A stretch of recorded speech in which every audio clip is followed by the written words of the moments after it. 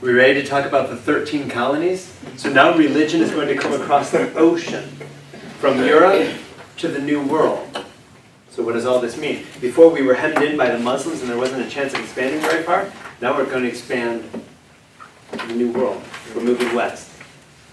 The first British colonial ventures failed in 1585 and 1587. Sir Walter Raleigh, we've heard of him. Sir Walter Raleigh, North Carolina is named after him. Cigarettes. He hoped to colonize Virginia, and cigarettes too.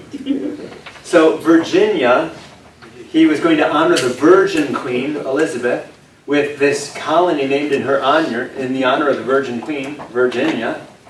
And so he went off, tried, failed. Tried again, failed.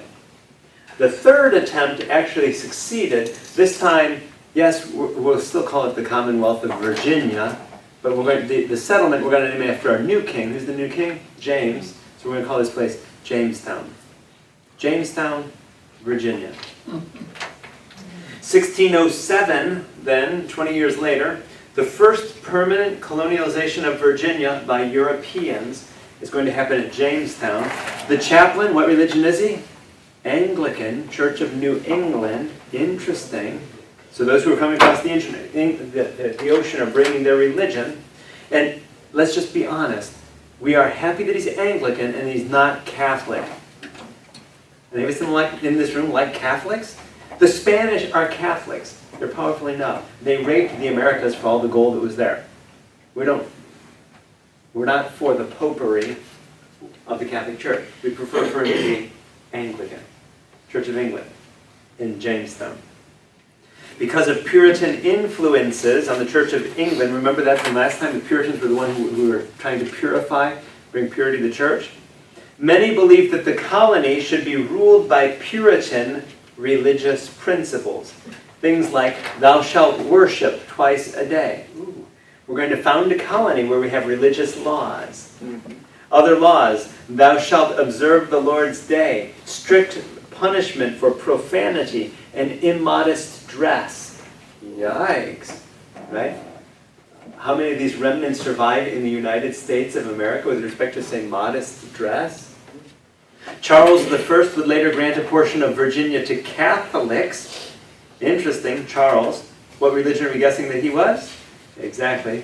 Whoever is the king determines who he's going to favor. Gives the Catholics then a piece of Virginia, creating what today is known as Maryland. Maryland then historically was given to Catholics of Virginia. The Catholics of Virginia now get their own territory, which we call Maryland. Okay? Just because the Catholic aristocracy, okay, 10% of the people who got off that boat are the Catholics, who are the aristocrats. The other 90% are Protestant servants. Ooh, is anyone seeing a challenge here? Is Maryland going to be mostly Catholic or mostly Protestant? Ooh, that's going to lead to a dangerous situation. Because even though Maryland is Catholic in name, the majority of the people in Maryland are not Catholic.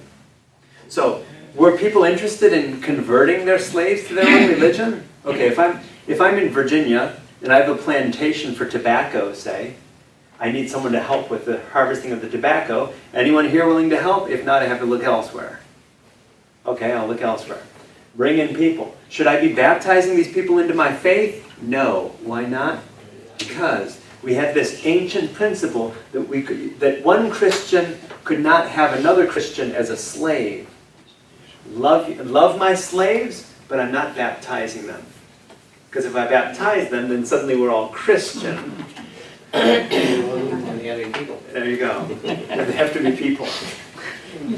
And I have to recognize them as the people they are. Interesting, in 1667, a law was passed here in the New World which declared that even upon baptism, a slave's condition didn't change. So it doesn't matter. You can baptize them. They're still slaves. Wow. Talk about the collusion of church and other authorities. In Virginia, we had other religions slowly spring up, like the Quakers and the Methodists. In the Carolinas, the higher classes belonged to the Church of England. How interesting. The aristocrats belonged to the Church of England, Anglican. And the lower classes were Quakers or Baptists. Do you know the history of Georgia? Georgia was set up as a colony for people who otherwise should have been in prison. Why? Because they murdered people? No, it was a debtor's prison. If you owed people back then, instead of declaring bankruptcy, you just went to debtor's prison. We had debtor's prison. You worked it off.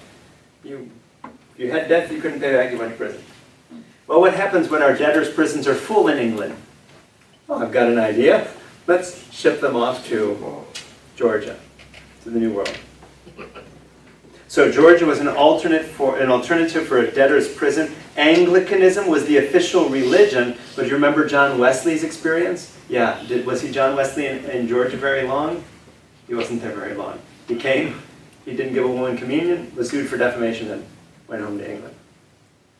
The Plymouth Plantation in Massachusetts, have we heard of what happened in Massachusetts? So in Massachusetts, what was that boat called that landed in Massachusetts? The Mayflower? Okay. So what's the story of what happened in Massachusetts? So we had this religious dissidents who left England and went over to the Netherlands. And then in the Netherlands, they had this idea that they were going to go to the New World and establish a community based on their religion. So in New England, in Massachusetts, this religious group, is going to plant their community, their church, as they imagine it. They're going to do it in Virginia. As they sailed across the ocean, they hit Virginia. They were off by a few miles. They ended up in Massachusetts. And there started their colony, based on their religious principles. Under Archbishop Laud's persecution of the Puritans of England, what did that mean? 10,000 Puritans fled, and they heard of their friends who were over in the New World. So where did they come? To the New World, to Massachusetts. A theological controversy arose in the colonies at that time. The question was, should we baptize infants or not? Because we're creating this religious society. Think the Jews, right? The Jews had their own society. Did you have to be baptized a Jew? No, you were born a Jew. Okay, we're organizing our own religious society. Do you have to be baptized into our society as an adult? No, you're born into our society. So it seems that we should baptize infants, no? Debate broke out. Some people saying, okay, I see the point, we should baptize infants in the same way that Jews circumcise the children, recognizing that they're part of the community. Others said, no, you have to wait until they're adults and then they can make that decision themselves. The compromise they came to was, okay, we will have the baptism of children, but only those who are full members of the community are those who have made a decision themselves. So we get this distinction between full members of the community and other lesser status. It's almost like in the Catholic Church where you have those who have received their sacraments and those who are second-class citizens. Oh, you haven't received your first communion yet? In the ancient church, there was no distinction. You were baptized, received your communion, received your confirmation, all on the same day. There were no second-class citizens in the church. Either you were fully incorporated or you weren't. The other controversy had to do with the governance of churches. How are we going to govern our church? And the solution was for us to allow for a congregational model, so long as the congregation agreed with the Westminster Confession of Faith. So long as you can say that this creed is what you believe, then you govern yourselves. How's that for a model? However you want to structure yourselves, knock yourselves out. Do it. So long as you believe what we profess in this creed. Have we all heard of the Salem witch trials? Fascinating dark history. So here in the middle of this Puritan colony, where we're striving to live this pure, holy life, suddenly this hysteria breaks out, fueled in part by Increase Mather. How would you like that first name? Increase. Hey, come here, Increase. Increase Mather, who would later be a president of Harvard College, believed in witchcraft. And his son Cotton, how would you like that name? Cotton, it's time for dinner. Cotton believed in witchcraft and wrote about witchcraft. So you have all these people who are talking about witchcraft, and all these people are going home at night, and what are they thinking about? Witchcraft. And suddenly they see someone who's suffering from a mental illness or whatever is happening in that family, and what do they say? Witch. Hysteria breaks out in the whole town because we start thinking, if that person's a witch, I know someone else who acts like that person. That person must be a witch too. By the end of it, 20 people were hung. The only reason that the Salem witch trials ended was because they accused the governor's wife of being a witch too. Is the governor going to let his own wife be put up on trial? Right? So when you start accusing clergy or wealthy merchants or the governor's wife of being a witch, suddenly you're going to get a different policy on how to treat witches. Como antes te pescaban con marihuana. So Once how the did, wealthy kids again, started what was the smoking, requirement changed the law. before the governor's wife was accused? What was the requirement for being a witch? That's a tough one. And can anyone respond better than I? My understanding of the witch trial was that there was no way to win. Because the thing was that we were going to dunk you in water, say, and if you were a witch, you were going to survive that. Well, And if you weren't a witch, you died. So there was no way to get out of it. Roger Williams. Now we're into the history of Rhode Island. Where did Rhode Island come from? And actually, Rhode Island was a break-off of Massachusetts. In Massachusetts, Pastor Roger Williams arrived in 1631, and he said there's something wrong because in this Puritan Massachusetts, y'all have made one mistake.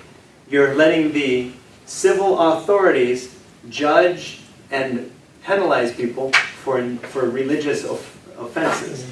That's dangerous.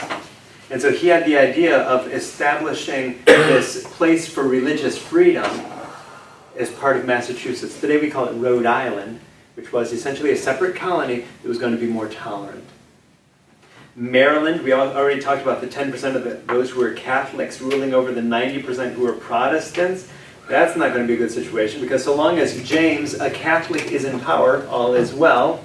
What's going to happen later when James is overthrown?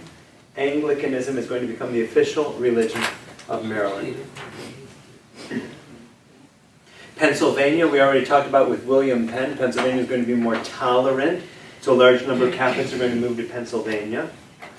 New York, New Jersey, Pennsylvania, and Delaware were not refuges for particular religions as the other. Virginia, the Carolinas, Massachusetts, Rhode Island, those all had a different history. These other states didn't have quite the same history with respect to religion. But there is one last movement that we need to speak about, and that is the Great Awakening, which was simply the case that there were a lot of people who were convinced of the need of redeeming grace. Have you heard that song, Amazing Grace? Do you know the story of that song? So Amazing Grace, do we all know the words of that song? Amazing grace, how sweet that sound, that saved a wretch like me. I once was lost, but now am found, was blind, but now I see. John Newton was a slave trader. What do slave traders do? They go back and forth between Africa and the United States, bringing slaves over to the U.S. He was a slave trader. One night, he was in the middle of a storm, sort of like the story of John Wesley, right? What do you do when you're in those moments? You realize, you know what, if I were to die at this moment, would I go to heaven or would I go to hell? I'm selling slaves over in the United States. I'm probably not going to heaven. Follow me? And so there was the story of his religious conversion, the awakening that he had in that event.